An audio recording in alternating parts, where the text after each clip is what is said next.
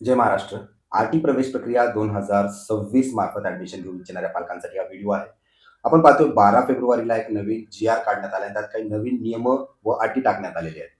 सर्वप्रथम पालकांना किंवा मलाही असा प्रश्न पडू शकतो, की सरकार असं का वागतंय? म्हणजे जर का काही बदल करायचेच होते सरकारला, तर ह्यांनी वेळेतच का केले नाही? आणि आज ऐन ॲडमिशनच्या तोंडावरती जी की प्रतीक्षा आपण 2 महिन्यापासून पालक करतायत, ॲडमिशन प्रक्रियेतला दुसरा टप्पा विद्यार्थी नोंदणी. ऐन त्याची नोंदणी सुरू होण्याच्या तोंडावरतीच तुम्ही नवीन नियम व अटी लावतायत आणि मग आता त्या अटीचं पालन कसं करायचं? ज्या आशेनं आपण या प्रक्रियेकडे पाहत होतो, त्या प्रक्रियेत आता आपण पात्रच राहणार नाहीये, असे बरेच सारे पालक झालेले आहेत. मग नेमकं हे करण्याची गरज काय होती? यामध्ये कुणाचा फायदा होणार आहे? सरकारचा फायदा आहे, शाळेचा फायदा आहे, नुकसान विद्यार्थ्याचं होणार आहे, हे 100% दिसत आहे. याची सविस्तर चर्चा आपण या व्हिडिओमध्ये करणार आहोत. त्यासोबतच जे नवीन नियम आहेत, त्याची उजळणी घेऊया. थोडक्यात अगदी 1 ते 2 मिनिटात मी तुम्हाला झालेले बदल समजून सांगणार आहे. त्यासोबतच जे काय आता विलंब होणार आहे, या प्रक्रियेला नक्कीच विलंब होणार आहे. तो विलंब किती वेळाचा असू शकतो? मग त्यावरती काय उत्तर आहेत सरकारकडं किंवा आपण पालकांनी त्याच्या सामोरे कसं जायचं? त्यासाठी प्लॅन बी काय करायचा? याची सविस्तर चर्चा आपण या व्हिडिओमध्ये करणार आहोत. विनंती आहे व्हिडिओ शेवटपर्यंत पहा आणि हा व्हिडिओ त्या पालकांपर्यंत जाऊ द्या, जे कोणी आरटी मार्फत ॲडमिशन घेऊ इच्छितात. चला तर मग माहितीला सुरुवात करूया. मित्रहो, आरटी प्रवेश प्रक्रियेमध्ये जास्तीत जास्त पारदर्शकता यावी आणि शाळा असतील किंवा शैक्षणिक विभाग जे प्रशासन आहे, त्यासोबतच पालक आहेत. आता या पालकांमार्फत किंवा शाळेच्या मार्फत किंवा शैक्षणिक विभागामार्फत गैरप्रकार जो होत आहे, तो टाळता यावा. त्याच्यावरती कुठेतरी चाप बसावा आणि जी प्रक्रिया आहे पारदर्शक व्हावी. योग्य ती व्यक्ती म्हणजे जी पात्र व्यक्ती आहे, तिलाच यामध्ये प्रवेश देण्यात यावा. जे खरे लाभार्थी आहेत, म्हणजे आर्थिक आणि सामाजिकदृष्ट्या दुर्बल घटकातले जे खरे लाभार्थी आहेत, त्यांनीच या 25% कोट्यातनं ॲडमिशन घ्यावं. यासाठी प्रक्रियेमध्ये दरवर्षी काही ना काही सुधारणा करण्यात येते. आणि त्याचाच एक भाग म्हणून मागच्या वर्षी जे काही अभिप्राय मागवण्यात आले होते, त्यावरती कार्य करून समितीनं काही अहवालामध्ये सूचना दिलेल्या आहेत आणि त्या सूचनेच्या आधारावरती काही नियम हे कडक करण्यात आलेले आहेत. आता त्यातनं पहिला सगळ्यात महत्त्वाचा बदल काय झालेला आहे? अद्यापही तो आरटीच्या वेबसाईटवरती क्लिअर केलेला नाहीये. परंतु सूचनेमध्ये त्या जी-आरमध्ये असं नमूद केलंय किंवा रेकमेंड केलंय म्हणू शकतात. ते म्हणजे 1 किलोमीटरच्या आतल्या शाळा दिसणारच. 1 किलोमीटरपेक्षा जास्त आता शाळा दिसतील का नाही याबद्दल शंका आहे. कुठलंच स्पष्टीकरण शिक्षण विभागामार्फत देण्यात आलेलं नाहीये.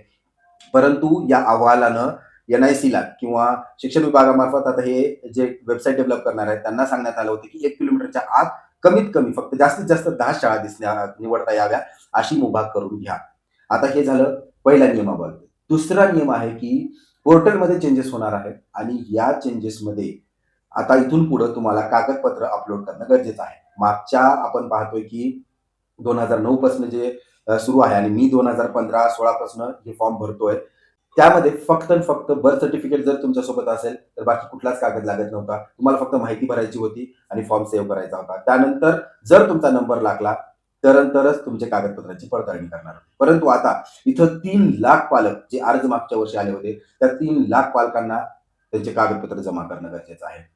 आता त्याच्यानंतर तपासणी केवळ ज्यांचा लॉटरीत नंबर लागला त्यांचंच होणार आहे. परंतु एवढ्या मोठ्या प्रमाणावरती, एवढ्या जास्त नंबर्सवरती पालकांना आता कागदपत्र हे अपलोड करणं बंधनकारक झालेलं आहे. हे आहेत केवळ 2 नियम. त्या जी-आरमध्ये बऱ्याच साऱ्या गोष्टी सांगण्यात आल्या. त्यामध्ये शिक्षण विभागासाठी काही नियमावली दिलेली आहे. समितीनं सुचवलेलं आहे, की शिक्षण विभागानं जनजागृती केली पाहिजे या आरटी 2026च्या बाबतीत. त्यांनी त्याचं फलक लावलं पाहिजे ग्रामपंचायत, जिल्हा परिषद ऑफिसेसवरती, शिक्षण विभागाच्या ऑफिसवरती. हे त्यांना सांगितलंय. त्यांच्यासाठी परत एक शाळेसाठी कार्यशाळा घेण्याचं सांगितलेलं आहे. शिक्षक जे शिक्षण विभागातले अधिकारी आहेत, त्यांना प्रशिक्षण देण्यात आलेलं आहे, की तुम्हाला पालकांसाठी पण जे काही समस्या येतात, त्यांच्यासाठी तुम्ही प्रशिक्षण घेऊ शकता किंवा मदत सेंटर, हेल्पलाईन सेंटर आपण ज्याला म्हणतो, मदत केंद्र स्थापन करण्याचे आदेश देण्यात आले. हे झालं शिक्षण विभागासाठी. परत एन-आय-सीसाठी काही महत्त्वाच्या तरतुदी करण्याचं सांगण्यात आलेलं आहे. आता होणार काय आहे आणि ह्याला विलंब कसा लागू शकतो, हे थोडक्यात जाणून घ्या. आपण मागच्या 2 महिन्यापासून 1 महिन्यापासून आता प्रक्रियेची वाट पाहत होतो. कुणालाच कसलीच खबर नव्हती, की हे का उशीर होतोय? शाळामुळे उशीर होतोय का ते पाहत होतो. त्यातच परत पोद्दार इंटरनॅशनल स्कूलनं दगा दिलेला आहे पालकांना. पालकांनी हजारोच्या संख्येत पालकांनी पूर्ण महाराष्ट्रात आर-टी-साठी पोद्दारची पसंती दर्शवली होती. त्याच्याच शेजारी घराचं रेंट अग्रीमेंट केलेलं होतं. त्यामुळे आता तेही या लाभापासून मुकणार आहेत, वंचित राहणार आहेत. आणि दुसरा खोडा आता हा आलेला आहे, की या समितीनं शिफारस केलेली आहे एन-आय-सीसाठी म्हणजे जे वेबसाईट डेव्हलप करते, शिक्षण विभागासाठी त्यांना काही आदेश देण्यात आलेले आहेत. आता समितीने आदेश काय-काय दिले आहेत, की बाबा ही प्रक्रिया एकदम पारदर्शक झाली पाहिजे. त्यासाठी तुम्ही एक मोबाईल ॲप विकसित करा, जेणेकरून पालक घरी बसूनही करू शकतात.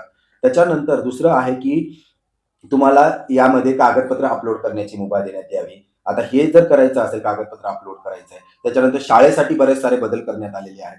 शाळा त्या वेबसाईटवरती नोंदणी केल्यानंतर किती ॲडमिशन झालेत त्याची खातरजमा करणार. त्याच्यानंतर शिक्षण विभागामार्फत किंवा सरकारकडनं पैसा आलाय का त्या विद्यार्थ्याचा, त्याचीही अपडेट करत राहणार. मुलगा पास झाला की पुढच्या वर्षात गेला की मग 25% मधनंच त्याला तिथे जागा मिळालेली असेल. ती जागा दुसऱ्या विद्यार्थ्याकडनं भरली जाणार नाही याची खात्री, ग्वाही, या सगळ्या गोष्टी ऑनलाईन प्रणालीमध्ये करण्यासाठी एन-आय-सीला वेबसाईटवरती चेंजेस करायला सांगण्यात आलेले आहेत. त्यासोबत शिक्षण विभागाला जे प्रशिक्षण घ्यायचं आहे, जी माहिती द्यायची आहे, हे सगळे एस-ओ-पीज त्यांना वेबसाईटवरती टाकायचे आहेत. शिक्षण विभागासाठी चेंजेस आहेत. परत पालकांसाठीही चेंजेस करण्यात आलेले आहेत. तुम्हाला ॲडमिट कार्ड भेटणार आहे ऑनलाईनला. त्याच्यानंतर तुमची फीस भरली, सरकारनं फीस भरली की तुम्हाला एस-एम-एस येणार आहेत. अशा वेगवेगळ्या छोट्या-छोट्या गोष्टी आहेत, ज्या की बदल आता वेबसाईटमध्ये होणार आहे. आणि हा बदल केवळ 1 ते 2 दिवसात होणं शक्य नाहीये. म्हणजे आपण पाहतोय की बुधवारी जी-आर निघालेला आहे. गुरुवारी त्यावरती शिक्षण विभागाने कसलीच हालचाल केलेली नाहीये. शुक्रवारी कसलीच हालचाल केलेली नाहीये. आता सोमवारी अपेक्षा आहे, की शिक्षण विभागामार्फत एन-आय-सीला वेबसाईट डेव्हलपमेंटला जर हे मान्य असेल, तर एक पत्र जाईल. एन-आय-सी त्यावरती विचार करेल. त्याच्यानंतर तो त्याचा लागणारा कालावधी किती आहे ते सांगेल आणि त्याच्यानंतर मग वेबसाईट डेव्हलपमेंट होऊ शकते. आता या प्रक्रियेमध्ये खरंच उशीर होतोय का लवकर सांगितलं जाईल, ते मी तुम्हाला वेळेतच अपडेट करत राहीन. त्यासाठी विनंती आहे, हे चॅनल सबस्क्राईब करा. परंतु त्यासोबतच माझा एक WhatsApp ग्रुप आहे. लिंक डिस्क्रिप्शन बॉक्समध्ये आहे. एक ₹100 शुल्क भरून तुम्ही तो ग्रुप जॉइन करा, जेणेकरून तुमचा मनस्ताप कमी होईल. आणि विनंती आहे या पालकांना, हा पेड ग्रुप आहे. जर तुमची इच्छा असेल ₹100 भरून 8-10 लाख रुपये वाचत असतील, तुमची इच्छा असेल तर करा, अन्यथा करू नका. आता यामुळं होणार काय आहे पुढे प्रक्रियेमध्ये हे समजून घेऊया आपण. जर का एप्रिल महिना, सॉरी, जर का मार्च महिना या वेबसाईट डेव्हलपमेंटमध्ये किंवा या प्रक्रियेमध्येच गेला आणि मार्चच्या शेवटी जर विद्यार्थी नोंदणीला वेळ देण्यात आला, तर यावर्षी जास्त वेळ द्यावा लागणार आहे. कारण 15 दिवस पुरेसे नसणार आहेत. कागदपत्र अपलोड करायचे आहेत. नवीन वेब पोर्टल आहे. त्यामुळं त्याला वेळही लागू शकतो. सर्व्हर डाउन होऊ शकतं. तांत्रिक अडचणी येऊ शकतात. 3 लाखापेक्षा जास्त पालक जर कागदपत्र अपलोड करत असतील, तर सर्व्हरवरती ताण येणार आहे. या तांत्रिक अडचणी लक्षात घेता 20 ते 25 दिवस तुम्हाला लागू शकतात. म्हणजे मार्चच्या शेवटी जर सुरू झालं, तर एप्रिलचा शेवट गाठणार आहे. मे मध्ये पुढे लॉटरी सिस्टम्स लागू शकतात आणि कागदपत्र जर तुमचे ऑनलाईन असतील, तर कागदपत्र पडताळणीला जो 1 महिन्याचा कालावधी लागत होता, तो कालावधी कमी होईल. ज्यांची लॉटरी लागलेली आहे त्यांचे ऑनलाईन कागद दिसतील. परंतु मग तुम्हाला फिजिकली ही कागद देणं गरजेचंच आहे. त्यामुळे तितका वेळ तर तो तसाही लागणारच आहे. म्हणजे फक्त आणि फक्त ते 10 दिवस जिथं तुम्हाला कागदपत्र जमा करायची होती पॅरेंटला, तेच फक्त वाचणार आहे आणि परंतु हा महिन्याचा नुकसान होणार आहे. 1 महिना आता या वेबसाईट डेव्हलपमेंटमुळे होणार आहे. त्यामुळं आता पालकांना त्रास होईल, मनस्ताप वाढेल. इतकंपर्यंत ही गोष्ट आहे, की तुमच्या पाल्याचं वय वर्ष सुद्धा वाया जाऊ शकतं किंवा तुमची इच्छा नसताना अशा कुठल्यातरी शाळेत जिथे त्याला ॲडमिशन भेटेल, तिथं तुम्हाला करावं लागेल. त्याचं शैक्षणिक वर्ष किंवा प्रवास अशा शाळेतून सुरू होऊ शकतो, जिथं की तुमची इच्छा नव्हती. त्यामुळे तुम्हाला करायचं काय आहे, मी प्लॅन बी ऑल्वेज सांगत आलेलो आहे पालकांना मागच्या 1-1.5 महिन्यापासून, की तुम्ही जी इच्छुक शाळा आहे तिथे जाऊन टोकन अमाउंट भरून तुमचं ॲडमिशन कन्फर्म करून घ्या. त्याच्यानंतर जे काही प्रोसेस होतीये ती वाट बघा आणि मेपर्यंत जर का प्रोसेस झाली, ठीक आहे, नंबर लागला, ठीक आहे, नाही लागला, बिनधास्त आपण आपलं ॲडमिशन कन्फर्म करून घ्या. आशा करतो ही माहिती आणि हा अपडेट तुमच्यासाठी तुमच्या अपेक्षेप्रमाणे मदत करू शकतोय. त्या संदर्भात जर काही आणखीन प्रश्न असतील, तुमच्या मनात वेगळे काही प्रश्न असतील कागदपत्राच्या संदर्भात, पात्रतेच्या संदर्भात, तर वेगवेगळे व्हिडिओज मी बनवून ऑलरेडी टाकलेले आहेत. चॅनलवरती भेट द्या आणि व्हिडिओज बघा. परंतु विनंती आहे चॅनलला सबस्क्राईब करून ठेवा आणि शेवटी तुमची इच्छा असेल तर ते WhatsApp ग्रुप जॉइन करून घ्या. जय महाराष्ट्र.